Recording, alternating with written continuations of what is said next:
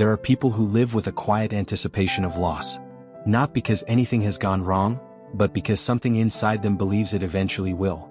They read silence like a warning, distance like a prophecy, kindness like a temporary season that will soon expire. For them, relationships feel fragile even when they are not. They brace for endings before beginnings have fully settled. They pull back before someone gets too close. They grieve people who haven't even left yet. This expectation of abandonment doesn't scream, it whispers. It shapes how they love, how they trust, how they interpret even the smallest shift in tone or energy. And beneath it all sits one quiet truth. They are not afraid of losing others as much as they're afraid that others will finally see the parts of them they fear are unlovable. There is a particular kind of fear that doesn't wait for evidence. It lives quietly inside people who expect abandonment long before it ever arrives. To them, endings feel less like a possibility and more like an eventual truth, something written into the script long before the story begins. They don't wake up one day and decide to be suspicious of closeness. It happens slowly. It builds subtly. And over the years, it becomes a lens through which they see every relationship, every shift in tone, every pause in a conversation that stretches a little too long. These individuals move through the world with a heightened sensitivity to change. A delayed message can feel like a sign. A shorter reply can feel like distance. A silent evening can echo like the beginning of goodbye. What others dismiss as nothing becomes in their inner world a pattern, one they've seen before, one that has taught them that love doesn't remain steady for long. The fear begins as a whisper, a quiet internal question, what if they leave? But over time the question becomes something heavier, something closer to certainty. They will leave, it's only a matter of when. And so they start looking for hints. Not because they want to find them, but because their body believes it's safer to prepare. Their nervous system, shaped by past experiences, becomes a kind of early warning device, one that reacts even when there is no danger nearby. This is what makes the fear so difficult to explain. From the outside, nothing looks wrong. The relationship seems fine. The connection seems intact. But inside, their emotional world is scanning continuously, searching for any sign that confirms the story they've lived too many times. They know it's exhausting. They know it makes closeness feel like walking across thin ice. But expectation can be stronger than logic, especially when it was learned in moments that felt too painful to forget. People who expect abandonment don't usually talk about this fear. They don't tell others that they rehearse goodbyes in their own mind, that they imagine people leaving before they've even stayed long enough to understand them. They keep these internal rehearsals hidden. Part of them believes that preparing for the worst might soften the impact, as if anticipating heartbreak will somehow make the ache less sharp when it comes. But it never truly works that way. Preemptive grieving doesn't protect the heart. It only makes the present feel unstable. And so they live in two worlds at once. The world where someone is still here, and the world where they've already imagined them gone. This expectation becomes a quiet burden. Not loud, not dramatic. Just a constant undercurrent running beneath their interactions. They apologize too quickly. They overthink too deeply. They hesitate to express their needs because they don't want to seem too much. They try to remain easy to love, easy to stay with, easy to hold, because they fear that giving someone any reason to pause might trigger the departure they're always expecting. People around them may not notice the internal tremor. They may not see how carefully these individuals monitor the emotional temperature of the room, or how much they adjust themselves to avoid conflict. But internally, the fear shapes everything: how they speak, how they share, how they hold back. It is a fear built not on present reality but on past repetition. Expecting abandonment becomes, for many, a kind of emotional muscle memory, a reflex, a silent bracing. And beneath the constant scanning lies a deeper longing, one they rarely voice, the hope that just once someone will stay. Not because they have to, not because circumstances require it, but because they want to. This chapter is the doorway into understanding them. It is the beginning of seeing how their fear operates not as a choice, but as a survival instinct shaped long before they were able to name it. Inside them there is not only fear, there is also a quiet courage. The courage to love even when love feels risky.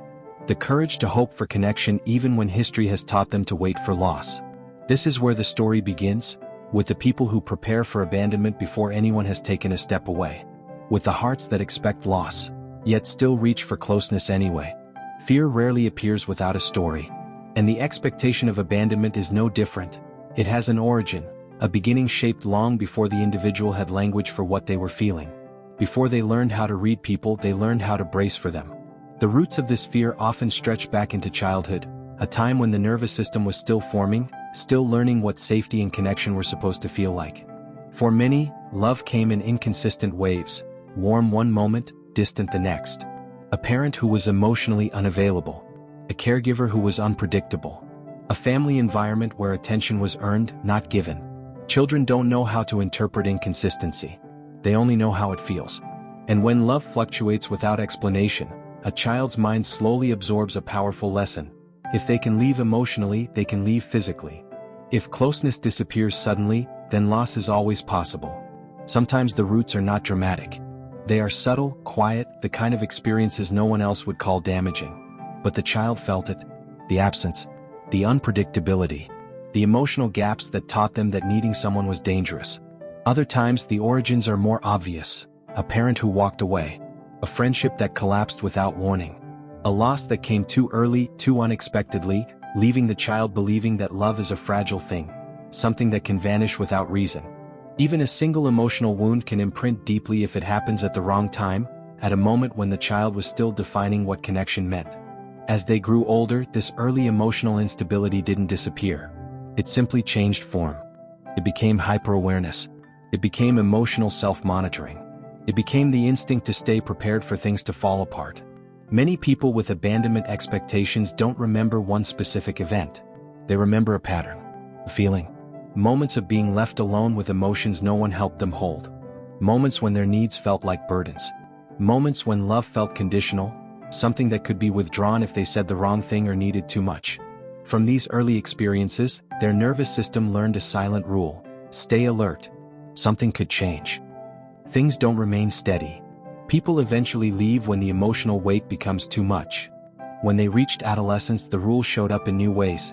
Friendships felt uncertain. Romantic interest felt temporary. They became the person who offered too much, who tried too hard, who carried the emotional labor just to avoid the smallest possibility of conflict. And most of the time these patterns went unnoticed. Not even they fully realized that their behaviors were responses to old wounds, old memories, old unspoken fears. The origins were never about weakness. They were about adaptation. Their mind learned to minimize heartbreak by predicting it early. Their body learned to fear closeness because closeness had once been unreliable. And then adulthood arrived. With it came relationships that were healthier, steadier, more consistent. Yet the body remembered what the conscious mind tried to forget. Even when someone showed up consistently, the old fear whispered, "It won't last." This whisper wasn't irrational. It was historical. It came from a time when inconsistency wasn't a choice but a reality. People who expect abandonment often think something is wrong with them. They don't realize that they are reacting to emotional patterns that were formed during some of the most vulnerable stages of their development. The roots grow deeper than memory. They grow into the nervous system, shaping how safety feels, how connection is sensed, and how closeness is interpreted. That is why the fear doesn't simply disappear when they meet someone trustworthy. Trust doesn't erase old emotional maps. It only begins to redraw them slowly. For many, the origin of abandonment expectation can be summarized in a single emotional truth. They learned too early that love can be unpredictable. And the body never forgot. Chapter 2 reveals this. The fear of abandonment is not a personality flaw, nor a dramatic imagination. It is a survival instinct built from past instability. A learned response to a world that once felt unsafe, inconsistent, or emotionally distant. Understanding where the fear was born is the first step toward seeing it clearly, not as an overreaction, not as insecurity, but as a deeply human adaptation to early emotional experiences that were too heavy, too inconsistent, or too painful for a child to make sense of. To understand why some people expect abandonment before it happens, you have to look at the way the mind and body learn to protect themselves. Fear is not always dramatic. Sometimes it becomes a strategy, quiet, automatic, unseen even to the person living inside it. At the heart of this pattern lies a simple psychological truth. The brain remembers pain more vividly than it remembers safety. This is not weakness. It is biology. The human brain is wired to anticipate threats before they happen. It looks for patterns, predictions, and signs. And when emotional pain has been part of someone's past, their mind begins to treat closeness like something that must be monitored carefully. This is how expectation becomes protection. In psychology, this is connected to hypervigilance, a state where the nervous system remains alert, scanning for the slightest shift in behavior or tone. To others, these shifts go unnoticed. But to someone shaped by inconsistent love, they become signals. Subtle cues that activate an internal alarm long before anything has actually gone wrong. This alarm is not imagined. It is a conditioned response. The nervous system has learned that connection is unpredictable, that affection can fade suddenly, that emotional presence can evaporate without warning, and so the body stays prepared, always waiting, always watching, always trying to stay one step ahead of hurt. Attachment theory helps explain this further. People who expect abandonment often fall into what psychologists call anxious attachment, a style rooted in early experiences where love felt unstable or unresponsive. These individuals crave closeness but fear the vulnerability it requires. They want to trust, but their nervous system remembers too many moments when trust led to confusion, distance, or pain. This is why relationships for them can feel like walking a tightrope, balancing the desire to connect with the instinct to retreat. Another factor is rejection sensitivity, a pattern where the brain becomes highly reactive to anything that might signal disapproval or distance. Not because the person is dramatic, but because their emotional system is finely tuned to detect threats to connection.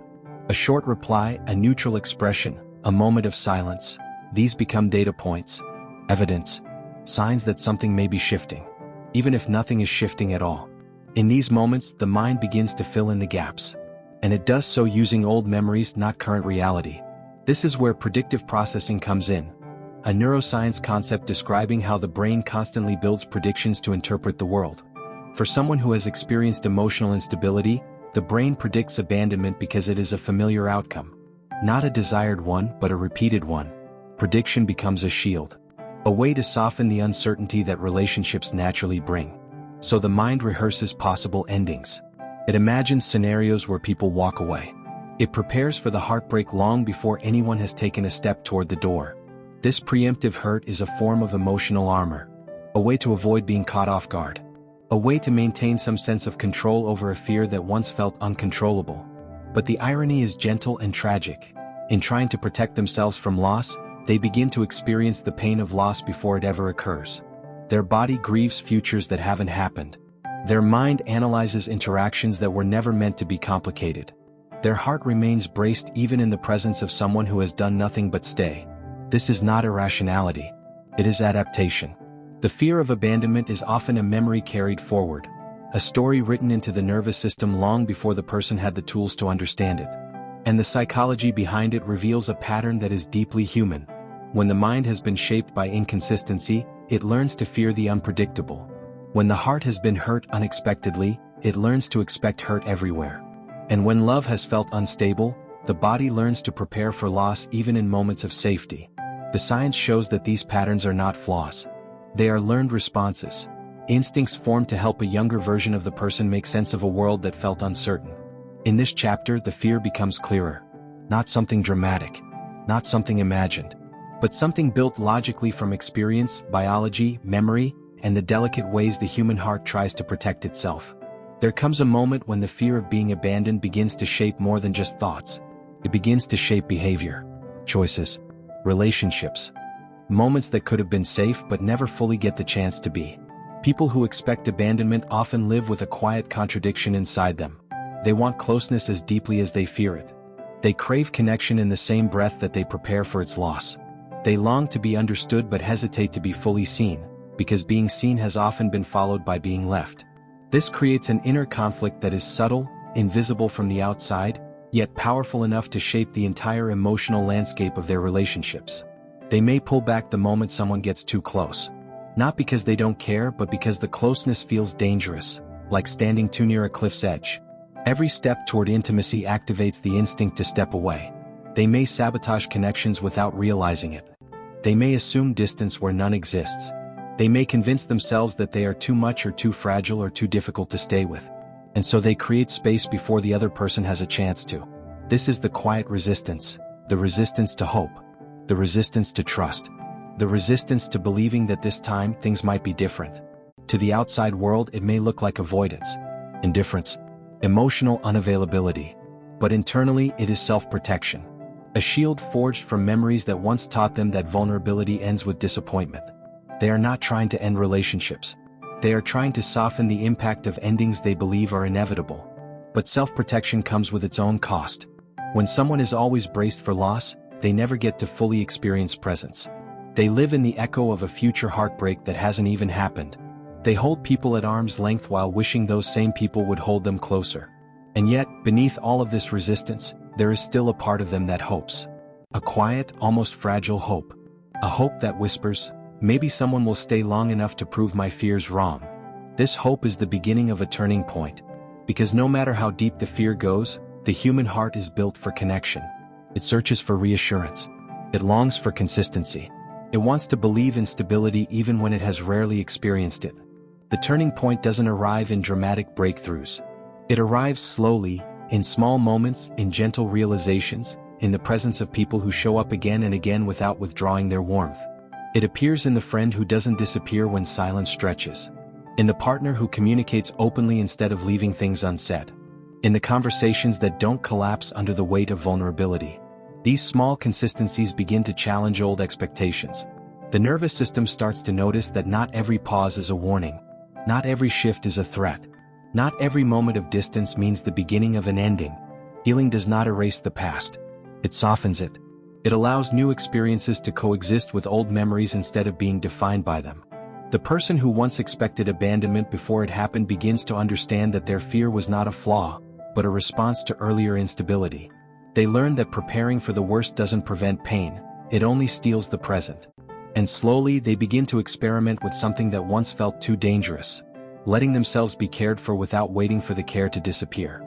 They start sharing their fears instead of hiding them. They begin allowing others to reassure them. They practice staying emotionally present even when their instincts tell them to retreat. Healing in this context is not about becoming fearless. It is about becoming aware. Aware of the old patterns. Aware of the moments when the body is reacting to memories rather than reality. Aware that trust is something learned gradually through experience, not something that arrives all at once. In the final movement of this chapter, there is a quiet poetic truth. The fear of abandonment is a story written in the past, but it does not have to be the story that defines the future. Some people stay. Some people show up. Some people hold steady even when the old fears rise. And slowly the heart begins to believe this. The story ends not with certainty but with a gentle shift. A softening, a loosening of the emotional armor, a willingness to let connection be what it is rather than what the past taught it to be. Expectation becomes awareness. Fear becomes understanding. And the person who once braced for loss learns to breathe in the quiet possibility that they might not be left after all.